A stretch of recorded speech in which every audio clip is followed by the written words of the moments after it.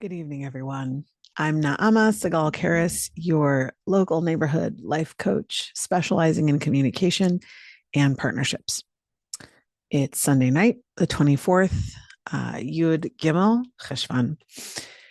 And today was a really shitty day. Um, we got really terrible news about an incredible human being who was senselessly kidnapped and killed in the United Arab Emirates. And it happened exclusively to our knowledge because he was a Jew. That being said, I have something I want to share with all of you, and maybe it will help and maybe it will not. And I invite you to listen and I invite you to let it go if it's not useful to you. But I'm saying this as much to myself as I am saying it to all of you. So listen up. There are times at this job that I've recently taken on where I'm yelling at kids down the hall to slow down, to not mow people over, to make sure that they walk carefully, catch them doing something right, say the positive, not the negative, say the affirmative, not the negative. So I find myself often saying, walk with intention, walk slowly, walk with intention, move with intention. And that is the only thing I can tell you in this moment that has given me even a crumb of purpose and hope beyond the regular emunah that I have. What do I mean? I mean, we have been dealing with Jews dying and being attacked left and right since October 7th on video. Before that, it wasn't always on video, but the Jewish community has been bombarded day in and day out with a tragedy here and a tragedy there, an insult here, an anti Semitic comment there. And it's getting exhausting. I am exhausted. And I woke up today and I read the news and I cried and I cried and I cried. And the senselessness of it all just hit me. But after crying, after talking, after eating a bunch of birthday cake, after all the things that I did to try to uplift my day, because I'm a life coach and I know all the hacks that I can use on my own brain, I realized saying Tehillim helps. I read 148. Well, no, I actually sang it. Like I sing 148. It's my go-to psalm. It's the go-to one that I know, and I sing it. That helped. And remembering this phrase that I say to my students, move with intention. That is what has stuck with me this whole day because it's all I've got.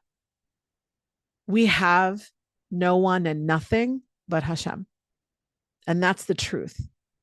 We don't control any of this. It doesn't matter how incredible the IDF is. It doesn't matter how incredible the nation of Israel is. It doesn't matter how many guns and bullets and planes and tanks and things we have. At the end of the day, no one is going to change the enemy's mind and make them start caring about us.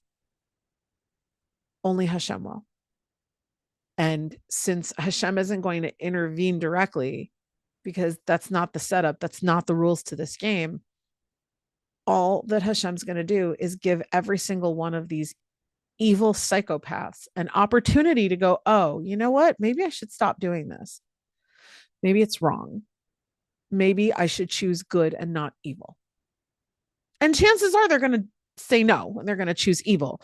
But that's all that can happen. We have no power over any of it. Only Hashem does. And so my advice to you, for whatever it's worth, is move with intention. Do the thing in this moment right now that gives you a sliver of emunah, a sliver of faith, a sliver of hope, a tiny, brief 15-second inhalation, exhalation that reminds you that you have a heart that's beating still under your chest. Do what you need to do to give yourself a modicum of joy.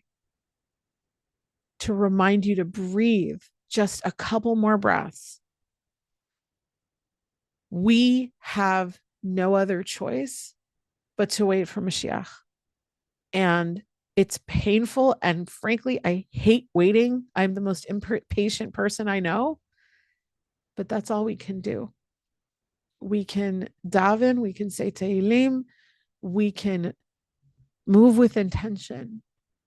And maybe for you, that means journaling or reaching out and hugging your spouse, even though he really pissed you off a minute ago, or going upstairs and checking on your kids and just making sure they're still breathing and they're having sweet dreams.